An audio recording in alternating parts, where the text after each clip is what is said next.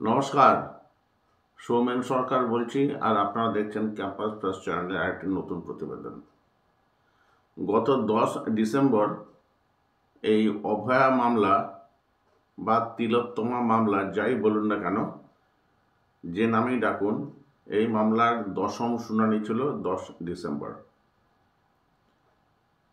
এই মামলার প্রথম দিকে যে হিয়ারিংগুলো হতো সেগুলো তখন কিন্তু গোটা দেশ সাংঘাতিকভাবে উৎকর্ণ হয়ে শুনতো যে কি হলো, জজেরা কি বলছেন, আমাদের যে উকিল বাবুরা কি বলছেন, কি ফ্যাক্ট হলো, কে কি রিপোর্ট দিল, কার সঙ্গে কার কি লড়াই হলো, এই সমস্ত।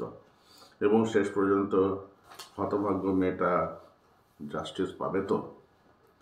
কিন্তু DY চন্দ্রচূড়ের কল্যাণের প্রথম থেকেই তো এই কেসটা যখন কলকাতা হাইকোর্ট থেকে দিল্লিতে চলে গেল, তার যে গতি পাওয়ার যে সম্ভাবনাটা ছিল বা যে তীব্রতায় গোটা ব্যাপারগুলো ঘটতে পারত, তার সম্ভাবনার সমূলে আঘাত করে দিয়েছে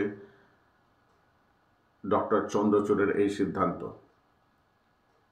তিনি হয়তো ভেবেছিলেন যে একটি মেয়ে যে মারা গেছে এই কর্মস্থলে, তার থেকেও আরও বড় ব্যাপার হচ্ছে সমস্ত কর্মস্থলে মেয়েদের যে নিরাপত্তা, এই সমস্ত। এবং তিনি চেয়েছিলেন পায়োনিয়ার হতে, অর্থাৎ কিনা তিনি সেই ব্যক্তি যে ব্যক্তি সমগ্র ফ্র্যাটার্নিটির কথা, সমস্ত মেডিকেল ফ্র্যাটার্নিটির কথা ভেবেছেন।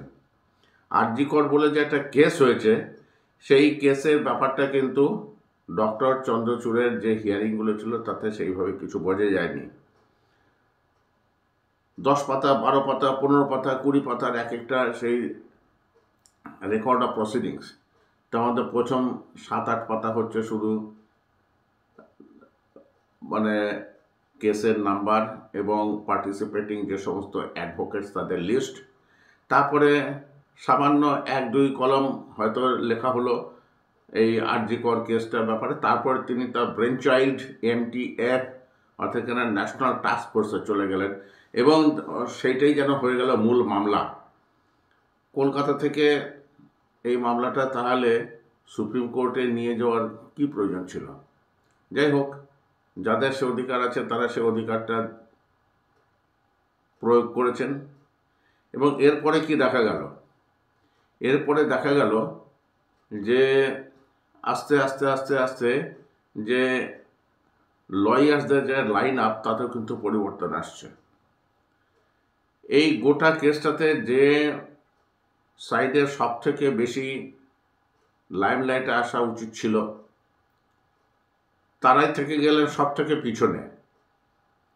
কারা দায়ী, কেন দায়ী, সেটা নয় পরে আলোচনা করব। কিন্তু প্রথম দিকে বিকাশ ভট্টাচার্য এই ভিকটিম ফ্যামিলির হয়ে যে কাজটা করেছিলেন সেটা তো ভুলে যাবার নয়। ক্যালকাটা হাইকোর্টে তিনি লড়াই করে এটাকে CBIয়ের হাতে পাঠানোর ব্যবস্থা করলেন। তারপর 1-2টি হিয়ারিংয়ের পরে ভিকটিমের মা বাবা কিন্তু তাকে বরখাস্ত করেছেন। ব্যাপারটা নিয়ে একটু পরে আসছি। বরখাস্ত করার পরে তারপর যাকে নিয়ে আসা হলো তিনি হচ্ছেন বৃন্দা গ্রোভার। এই বৃন্দা গ্রোভারকে দেখলে কিন্তু খুব ডাকসাকটে একজন অ্যাডভোকেট বলে মনে হবে, কিন্তু কোর্টে যারা ওনাকে দেখেছেন তাদের কি ইমপ্রেশন হবে জানি না।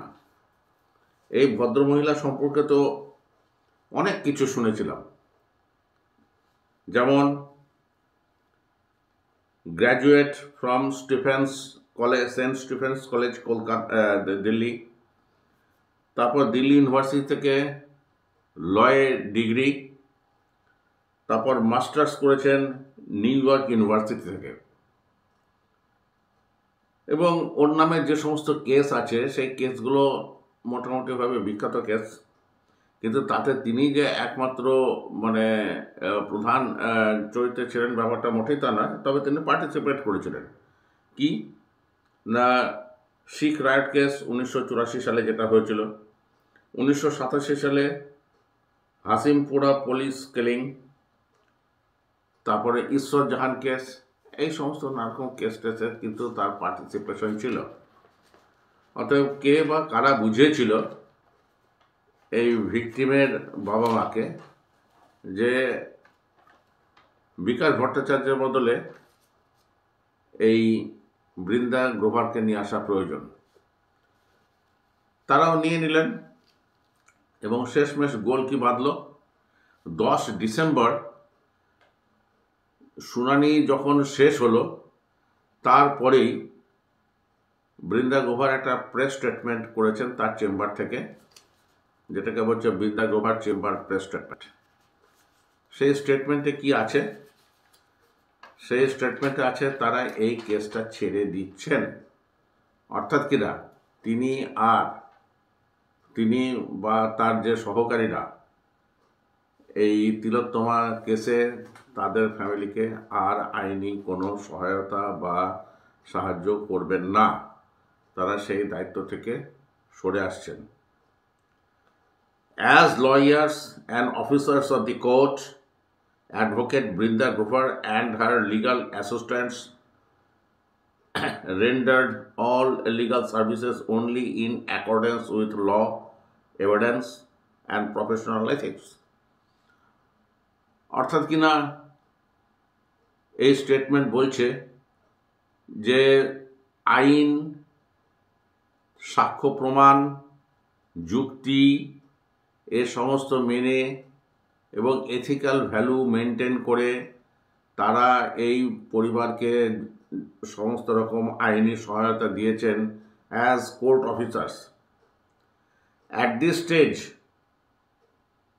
on account of certain intervening factors and circumstances, the Chamber of Advocate Brinda Grover is constrained to withdraw from the case proceedings in this matter and will no longer be representing the victims. অর্থাৎ কিনা এর মধ্যে এমন কিছু ঘটনা ঘটেছে যার ফলে বৃন্দা গ্রোভার এবং তার চেম্বারের যে অন্যান্য বিচারপতিরা আর এই পরিবারকে কোনো আইনি সহায়তা বা সেবা দেবার ক্ষেত্র থেকে তারা বিরত থাকছেন। এবং তারা এটাও জানিয়েছেন যে নভেম্বরের 4 তারিখ থেকে শিয়ালদার এসিজেএম কোর্টে বা সেশন কোর্টে এই যে মামলাটা শুরু হয়েছে, এই মামলাতে তাদের পক্ষ থেকে যারা যারা কাজ করছিলেন তারাও আর কাজ করবেন না। ইন দি মিন টাইম লেখা রয়েছে যে 51 জনের কাছ থেকে সাক্ষ্য প্রমাণ গ্রহণ করা হবে, তার মধ্যে 43 জনের সাক্ষ্য প্রমাণ অলরেডি হয়ে গেছে। অর্থাৎ কিনা আর মাত্র 7-8 জনের সাক্ষ্য প্রমাণ নেওয়া বাকি আছে, যদি না আর নতুন করে কাউকে অ্যাডিউস করা হয়। অর্থাৎ কিনা মামলা প্রায় শেষ মুহূর্তে যখন মামলাটা প্রায় শেষের পর্যায়ে, সেই অবস্থায় কিন্তু তারা এই মামলাটি ছেড়ে চলে যাচ্ছেন। একটু দেখে নেওয়া যাক যে 10 ডিসেম্বর এই যে শুনানির পরে যে এরা কেসটা ছেড়ে দিচ্ছেন, এই 10 ডিসেম্বরে সুপ্রিম কোর্টে কি হয়েছিল, সেই অর্ডার শিটে কি লেখা রয়েছে। আপনাদের মনে আছে যে এই যে তিনজন কিন্তু মনোজ কুমার মিশ্র, জাস্টিস মনোজ কুমার মিশ্র, জাস্টিস জে বি পারদিওয়ালা এবং প্রধান বিচারপতি DY চন্দ্রচূড়ের 3 জনের বেঞ্চ কিন্তু এই মামলাটি শুনছিল এবং 10-11 নভেম্বর যেহেতু চন্দ্রচূড় রিটায়ার করেছেন, অতএব বেঞ্চটা তো পাল্টে গেল। এখন 3 জনের জায়গাতে 2 জনের বেঞ্চ হলো। যে বেঞ্চের 2 সদস্য হলেন প্রধান বিচারপতি নিজে, চিফ জাস্টিস সঞ্জীব খান্না এবং জাস্টিস সঞ্জয় কুমার। এখানে দেখুন প্রায় 12 পাতার মতো রায়ের মধ্যে 10 পাতাই হচ্ছে উকিলদের এবং কেসের লিস্ট এবং মাত্র 2 পাতা হচ্ছে আসল কিছু বক্তব্য।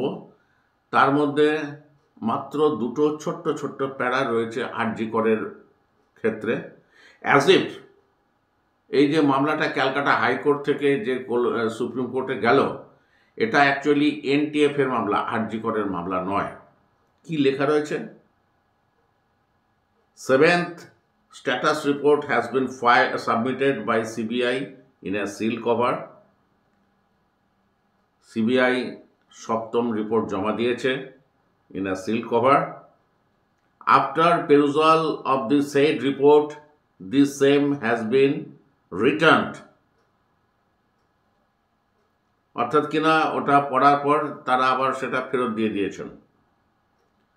During the course of hearing, অর্থাৎ কিনা এই শুনানি চলাকালীন এটাই বলা হয়েছে, it is stated that 43 witnesses have been examined, অর্থাৎ কিনা 43 জনের সাক্ষ্য গ্রহণ করা হয়েছে। And the trial is proceeding on a day to day basis, অর্থাৎ কিনা প্রত্যেক দিনই সোম থেকে বৃহস্পতি বেলা 2টো থেকে এর হিয়ারিং চলছে, Monday to Thursday. In all 51 witnesses have to be examined, 51 জনকে কিন্তু এখানে আপাতত এক্সামিন করা হবে, তার মধ্যে 43 জন হয়ে গেছে। অর্থাৎ কিন্তু বৃন্দা গ্রোভার কি স্টেজে এই মামলাটি ছাড়ছেন সেটা এইখান থেকে পরিষ্কার হয়ে গেল। এইবারে প্রশ্ন উঠতে পারে যে হঠাৎ তারা ছেড়ে দিলেন কেন? হঠাৎ বিকাশ ভট্টাচার্যকে বা ছাড়তে হলো কেন? তাহলে এই পরিবারের কি বক্তব্য কি? আপাতত প্রথমে এই বৃন্দা গ্রোভারের কথাটাই ধরি। মিডিয়া রিপোর্ট হচ্ছে যে বৃন্দা গ্রোভারের সঙ্গে নির্যাতিতা মেয়েটির বাবার বা মায়েরও কিছু মতবিরোধ হয়। কি মতবিরোধ? সেটা হচ্ছে যে তারা মনে করেন যে বৃন্দা গ্রোভার কিন্তু তাদের কেসটাকে স্ট্রংলি বেঞ্চের সামনে কিন্তু প্রেজেন্ট করছেন না, এবং সিবিআই এর বিরুদ্ধে যতটা তার কাছ থেকে গর্জন আশা করা হয়েছিল তার কিচ্ছু হয়নি। যেমন ওনাদের বক্তব্য যে কোর্টের অর্ডার ছিল তাদেরকে সিবিআই এর মানে রেগুলার বেসিসে ইনফর্ম রাখার কথা, এবং চার্জশিট হওয়ার আগে তাদের একটু মতামত নেওয়ারও কথা। কিন্তু তাদের অভিযোগ মতো সিবিআই এ সমস্ত কিছু করেনি, এবং তাদের নিয়োজিত যে অ্যাডভোকেট বৃন্দা গ্রোভার, তিনি যখন সলিসিটর জেনারেল বলছেন যে সিবিআই তার সমস্ত দায়িত্ব পালন করছে, তখন তিনি তার কোনো প্রতিবাদ করেননি। অর্থাৎ কিনা ঠারে ঠোরে তারা যেটা বোঝালেন সেটা হচ্ছে যে বৃন্দা গ্রোভার এবং তুষার মেহতা এরা অত্যন্ত বন্ধুত্বপূর্ণ সহাবস্থান করেছেন, এবং তার ফলে তাদের যে কেস, সেই কেসটা ঠিক মতোভাবে জজেদের সামনে কিন্তু উপস্থাপিতই হয়নি। তারা নাকি ফোনও করেছিলেন। এই ফোন পাওয়ার পরে বৃন্দা গ্রোভার ঠিক করেন যে এই কেসটি তারা তাদের হাতে রাখবেন না। এক্ষেত্রে কিন্তু বিকাশ ভট্টাচার্যের কথাটাও কিন্তু মনে রাখতে হবে। বিকাশ ভট্টাচার্য হচ্ছেন সেই ব্যক্তি যিনি কিন্তু এই কেসটাকে সিবিআইয়ের হাতে এনে দিয়েছিলেন ইন ক্যালকাটা হাইকোর্ট।